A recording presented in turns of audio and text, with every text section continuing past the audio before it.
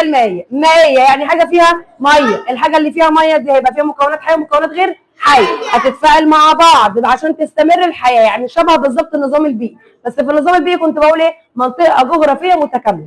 فانا هنا النظام البيئي هقول له عباره عن ايه؟ مسطحات مائيه او على هوامش فيها مكونات حيه ومكونات غير حيه بتتفاعل مع بعض لاستمرار الحياه. طب قولي لي النظام البيئي ده هيفيدني في ايه؟ قلت اول جمله فيها 2 ت، توازن بيئي تنوع بيولوجي، توازن بيئي تنوع بيولوجي. تاني حاجه مصدر الغذاء مين؟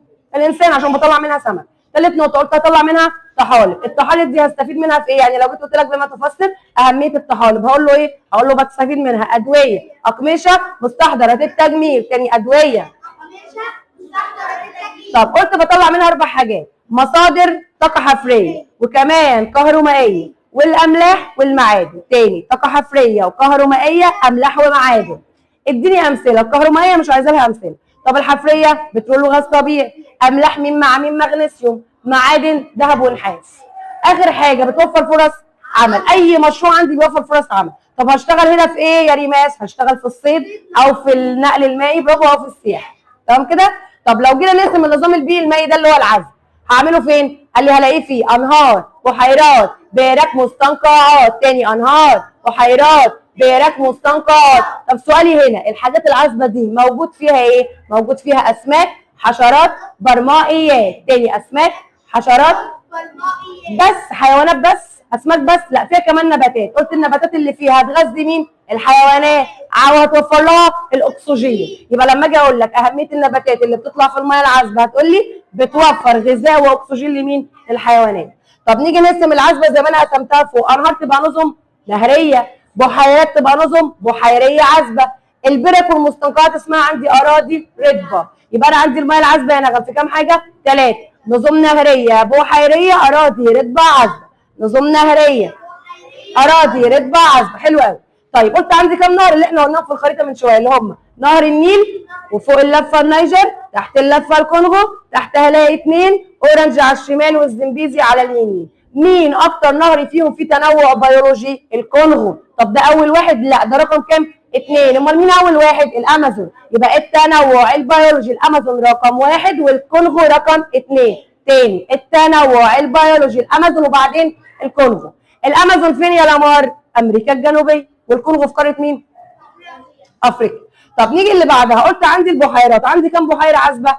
هنا 3: فيكتوريا، تنجانيكا، وتشاد. طب البحيرات دي نفس الكلام، فيها ايه؟ فيها اسماك، وطحالب، رخويات، قشريات، لفقريات. وقلنا لفقريات يعني حاجه من غير عمود فقري. طب لما يجي يقول لك هنا النظم البحيريه دي عرفت بعد كده انها تتعرض للتدهور. طب لما بتتعرض للتدهور تاثر على مين؟ على عدد الحيوانات اللي في البحيره بتاعت مين؟ فيكتوريا بالذات. يبقى لما اجي اقول لك هنا الحيوانات هنا بتنخفض في بحيره فيكتوريا عشان خاطر ايه؟ تتعرض لايه؟ للتدهور. يبقى ايه النتيجه على انها سبب بتتعرض للتدهور؟ اقول له انخفاض الحيوانات في بحيره فيكتوريا. تاني انخفاض في بحيره فيكتوريا، وهتتعرض لحاجه اسمها ايه؟ الانقراض. طب مين اكبر بحيره بتتعرض للانقراض؟ فيكتوريا. انما مين اكبر نهر فيه تنوع بيولوجي؟ الامازون وبعدين الكونغو. برافو. يبقى لما اجي اقول لك مين في المرتبه الاولى تنوع بيولوجي؟ امازون. مين اكبر بحيره بتتعرض للانقراض؟ فيكتوريا. طب هي تعرضت للانقراض ليه؟ عشان اقول له ايه؟ ادخال انواع جديده من الاسماك. يبقى اكبر بحيره في الانقراض بحيره فيكتوريا. ليه ادخل انواع جديده من الاسماك؟ في مشكله كده؟ النهريه وخلصنا البحيريه. اتفضل الاراضي الرطبه العذبه. قلت لك الاراضي الرطبه العذبه دي عندي يعني برك وايه؟ مستنقعات. فالبرك والمستنقعات دي تعتبر نظام برمائيه او نظم برمائيه. يعني ايه برمائيه؟ يعني موجوده من كلمتين بريه ومائيه. فلو جه قال لي عرفي لي النظم البرمائيه هقول له ايه؟ تقع بين نظم بريه ونظم مائيه. تاني البرمائيه تقع بين نظم بريه ونظم مائيه. طب انت قلتوا الاراضي الرطبه العذبه اللي هي مستنقعات. طب المستنقعات عندي يعني ايه؟ اراضي مبلوله، ارض فيها ميه متشبعه بالميه فبتعتبر ايه؟ مستنقعات. يعني حفر فيها ميه، الارض شاربه ميه.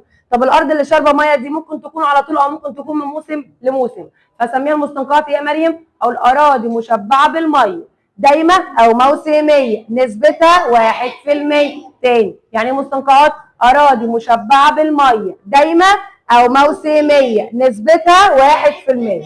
طب نسبتها 1% من مساحه قاره مين؟ افريقيا، مساحه اليابس بتاعتها. طب لما نيجي مستنقعات كام نوع؟ قال لي مستنقعات غابات ومعاها نباتات، مستنقعات مكشوفه. طب غابات يبقى غابات مين؟ مداريه. نباتات زي نبات مين؟ البردي. طب نبات البردي اللي موجود ده هلاقيه فين؟ شرق جنوب ووسط افريقيا، شرق وجنوب ووسط افريقيا، او شرق ووسط وجنوب افريقيا، مفيش مشكله. طب تعالى في المكشوفه، افتكر كده مكشوفه يعني انا شايفاها، لما تبقي ماشيه قدامك سد وحيطه كده تبقي شايفاها ولا لا؟ شايفاه، يبقى مكشوفه يبقى السد، مكشوفه تبقى السد. السد فين؟ في السودان، وما اقولش اسوان. السد في السودان وما نقولش اسوان، سين مع سين عشان ساعات الزهايمر بيشتغل في الامتحانات. المكشوفه السد في السودان، تمام كده؟ طيب او هعرفها السد س د، السودان فيها س ود، اسوان ما فيهاش د. السد س ودال مع س ودال في السودان. طب نيجي اخر حاجه، اهميه الاراضي الرطبه العصبه دي، اهميتها هتفيدني في ايه؟ قال لي الاراضي الرطبه العصبه لما بيطلع فيها نباتات، النباتات دي بتعمل ايه؟ قال لي اول حاجه بتعملها بتمتص الكربون، فهتنقي الهواء وهتقلل الاحتباس الحراري.